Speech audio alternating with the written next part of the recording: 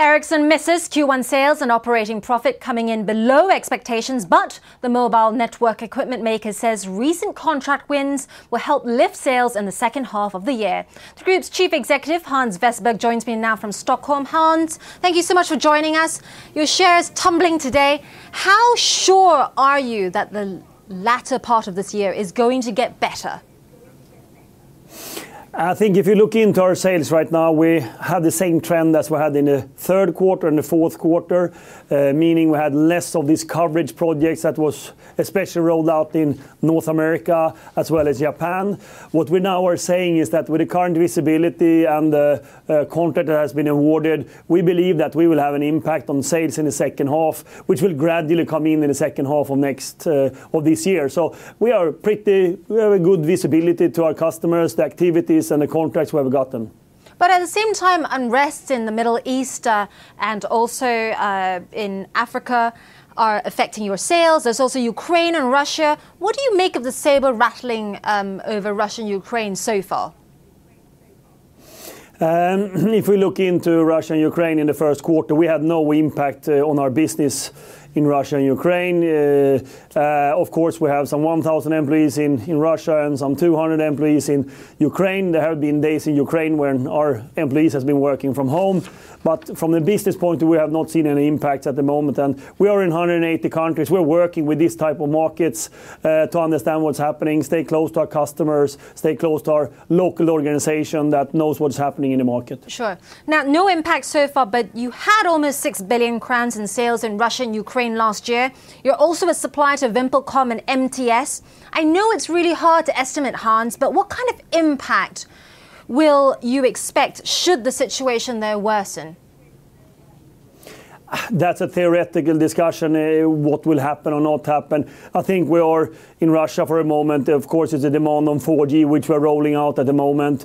So the demand for mobile broadband in Russia is, of course, very high. So it's hard to speculate on anything that can happen there. I think we as a company are enormously global. We are in 180 countries. We can work with up and downs, and we're close to the market and know what type of actions we need to take. So far, we have not taken any actions. We are staying, of course, close to our customers and our employees. Have you got any backup plans in place? Remember now, we have been in these countries. I think we came to Russia 1881. So, of course, we have been a long time in these countries, and there's been ups and downs in Russia as any other country. So we are, of course, always working with up and downs in different markets. So it's nothing special planned. Sure. I think that's the way we are operating as a company. Now, Ericsson's also been awarded a 5-year contract as part of Vodafone's Project Spring. How much in percentage terms might we see this boost your sales? Remember now, we communicated together with Vodafone that we were awarded part of the Spring project that is called, which is, of course, an incremental investment from Vodafone. That will start gradually to impact. And remember, there are many different countries in here as well that we will be supplying. So it's hard to estimate any percentages, but it's an important indication, of course, of incremental investments in Europe in order to densify and improve the networks. And Ericsson is going to be a big part of that. So let's see how that turns out. But that's one of the contracts that we have talked about in the report right now. Okay, and you're capitalizing on 4G as well in China, busy with the 4G LTE contracts there and more contracts in Japan and Taiwan. How is that going to affect your sales and going forward?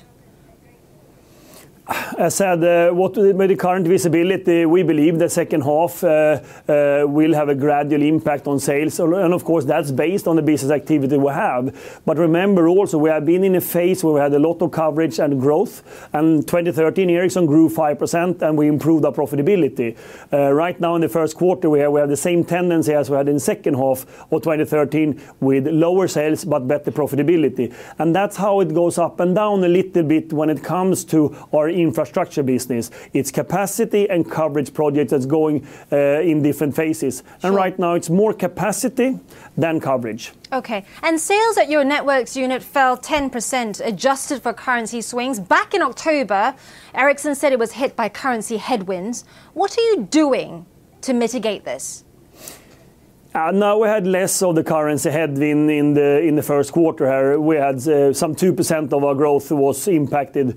But in general, we operate in 180 countries, so we work with that. But of course, some impacts you cannot sort of exclude, meaning when we translate our foreign currencies to Swedish kronas as we report, we get less sales in Swedish kronas. And that has now been ongoing for some 4 to 6 quarters where the Swedish kronas have been strengthening. Sure. But the underlying business is the same. It's just that we have less Swedish kronas in top line. Sure. But what were you doing? Were you hedging the krona? Were you trying to negotiate better deals with your suppliers? What were you doing to mitigate this?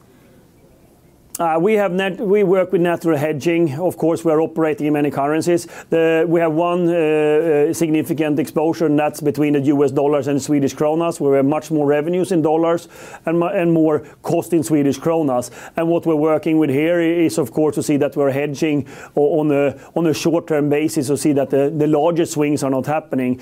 That's on a transaction basis.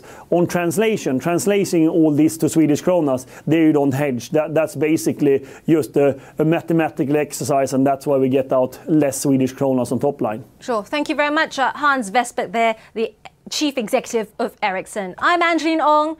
This is Reuters.